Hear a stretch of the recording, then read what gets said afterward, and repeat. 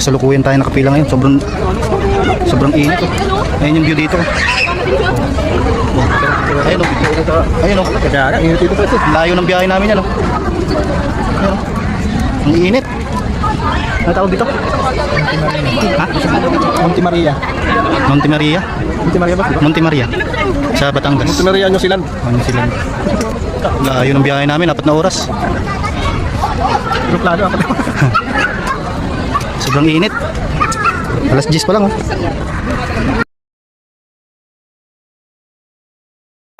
Ayan na oh. Ay, ito na. Nilalakaran na natin yung ating ano. Yung mayanig ah. Uy, dahan-dahan lang kayo maglakad. Nakikita niyo yung mga yan? Tropa. Kita mo yan? Nahakbangan ko. Taas niyan. Ayan o. Finish. Ay, grabe. Takot. Kapit na tayo. Hawak na tayo, hawak. Hawak na tayo sa grills. Wala ba tong harness? Grabe. No? Body harness. At may ano to eh. Wala harness pag nalaglag ka, diretso agad. Ay, batay tayo dyan. Diretso agad. Oh.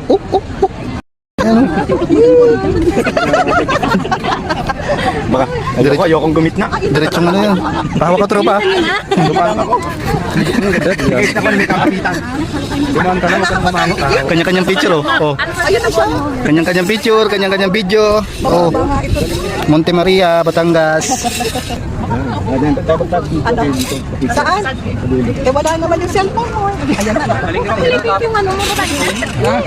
Yan yung binigay. Ako sa inyo. Oh. Di pali nang hindi siya mag-isa dyan.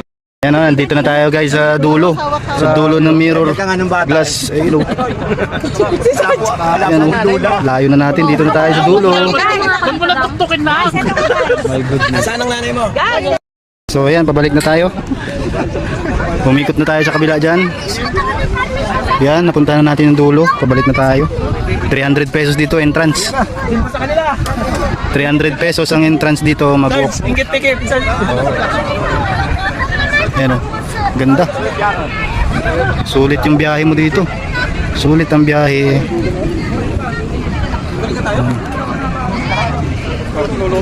Ito yan. Daming tao ngayon, linggo December 28.